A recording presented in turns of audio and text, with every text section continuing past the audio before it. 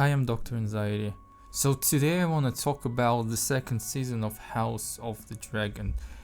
And I know that season 2 ended a month ago. Seriously, it's September already. Wow, it ended a month ago. But I finished watching it just recently because I was pretty busy. And I know that for a lot of people, the second season felt super disappointing. If you want my opinion, I personally found the season to be pretty enjoyable. Obviously, it's not even close to the heights which were reached by Game of Thrones, the first 4 seasons at least. But the comparison is not really fair. Game of Thrones is a much bigger story with more characters and great source material, i.e. George Martin's Song of Ice and Fire series, which remains unfinished to this day. With, if I'm not mistaken, 5 books. I actually read them all, but it was about 5 years ago. Speaking of House of the Dragon, I really like the show's slow pace and emphasis on Shakespearean style dialogues. A lot of criticism that this show receives, in my opinion, comes from the fact that a lot of people these days expect the show with dragons to be absolutely overblown with action and cool dragon battles as much as it even possible. I personally think it has something to do with Marvel Cinematic Universe, this obsession with endless action instead of dialogues and proper character development. What do you think? However, there is still really good criticism, which I'm ready to wholeheartedly agree with, even though I liked season 2. And in this particular video, I'm gonna address my own criticism towards the second season. I'm gonna split my critique into 2 main parts.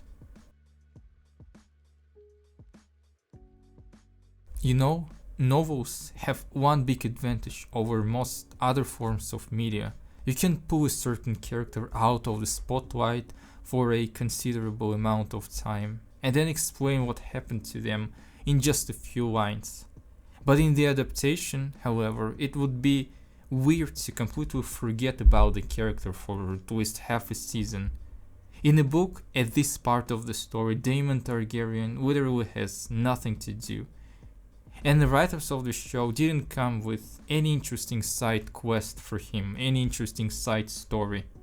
They made him hallucinate and see visions in Harrenhal for literally several episodes straight.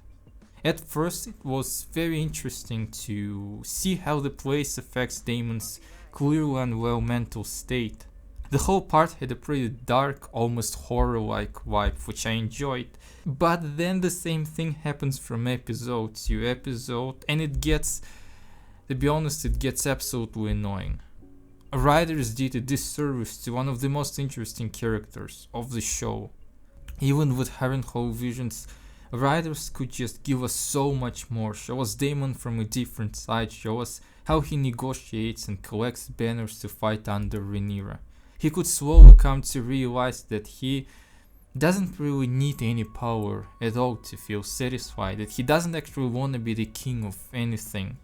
That's not what happens. Daemon sees a vision with Rhaenyra sitting on the throne and the White Walkers marching from across the wall, and that makes him realize that Rhaenyra must rule to stop the White Walkers. The old Targaryen prophecy. I like that the showrunners of House of the Dragon preferred to completely ignore whatever Benioff, Weiss and clearly disinterested George Martin came up with to somehow wrap up Game of Thrones in the 8th season. Cause Martin, he loves money, but he doesn't want to read anything at the same time anymore, which can't really judge him for that. The guy is old and rich. I think the series, A Song of Ice and Fire, will not be finished like ever, albeit I heard that The Winds of Winter, which is the 6th book, is almost finished, and we'll get it sometime in the future. But I guess we'll understand that he will, even if he completes the 6th book, he will never finish the final book, A Dream of Spring, and I don't even hope to read it anymore. Anyway, returning to House of the Dragon, unfortunately Daemon doesn't come to realize on his own that Rhaenyra must be the queen. The second season, unfortunately, doesn't move his character much further. And again, as I said, that's a significant issue with the adaptation in comparison to the books. And now to the second problem of the season.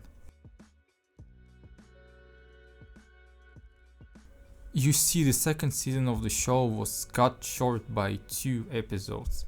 Usually in the Game of Thrones it is precisely like this. Season 9 is the big climactic battle of the season, and then the last season is the conclusion of the season and setting up the next season. These 2 episodes, climax and satisfying resolution, were cut off the season, and that's why it feels so much like the story didn't really move much further. That's why it feels like it ended precisely where the first one ended. Now of course season 2 moved the plot significantly further. We got Aegon burnt and crippled, we got Rhaenys being killed by Aemond, Daemon raising an army, as well as Rhaenyra finding new dragons riders for her army and for war. But I have to agree that the climactic moment of the season was missing. Some big confrontation, perhaps between Rhaenyra and Aemond, was missing. I do not precisely know why the season was cut short. The most obvious reason would be to save up money, because the show, as I imagine, is very expensive to produce. It has a lot of CGI and dragons look generally pretty good. I cannot complain about it. CGI in general is decent, apart from a few moments like the sea scene at the end. But honestly, there is probably more CGI in this show than in Game of Thrones, solely because of the presence of the dragons, which require a lot of CGI and money, of course. Overall, I'm gonna say this again, I enjoyed the season. Yes, it could have and certainly should have been much better. The writers should have done something with Daemon, something more interesting, something more compelling, I would say, instead of what we got. I enjoyed the cinematography and smaller personal moments. In my opinion, it is worse than the first season, but still better than Game of Thrones season 7 and 8, which doesn't say much, because seasons 7 and 8 of Game of Thrones were, without due respect, were pretty terrible. Even though I really enjoyed the 7th season of Game of Thrones when it was released 7 years ago. Yes, exactly, in July 2017. I enjoyed the season back then, but yeah, it was terrible. And season 8 was even worse. And House of the Dragon still doesn't come even close to the terribleness of the final seasons of Game of Thrones. Anyway, thanks for watching this video. Please leave a comment, share your opinion about the show, in general about the second season precisely, about Game of Thrones. Just write something. It'll help to promote this channel immeasurably. And I hope that I'll see you again on this channel.